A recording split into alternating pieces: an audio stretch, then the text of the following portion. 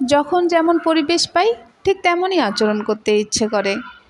এতে লোকে মন্দ বলবে, বলুক না, তাতে কি যায় আসে? নিজেকে তো ভালো রাখতে হবে। জীবন যেখানে যেমন, জীবন থেকে যত একটা একটা করে দিন চলে যাচ্ছে তত একটা একটা করে দায়িত্ব কর্তব্যের বোঝা বেড়ে যাচ্ছে।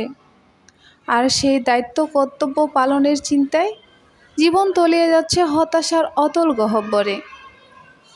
ঠিক তেমনই আমার পরিস্থিতিটা বর্তমান। তাই জীবনের কুল কিনারা খুঁজে পাই না, আর তাই আমি কাউকে পরোয়াও করি না। নিজেকে ভালো রাখার জন্য যা ইচ্ছে করে তাই করি। এতে লোকে মন্দ বললে বলো, আমার কিচ্ছু যায় আসে না। খানিকটা সময়ের জন্য আমি আর দাদা দুজনেই শৈশবে ফিরে গেছি। দু ভাই বোনে সব কিছু ভুলে খেলায় মেতে উঠেছি, ঠিক শৈশবের মতো। বেশ সুন্দর একটা দিন কেটে গেল।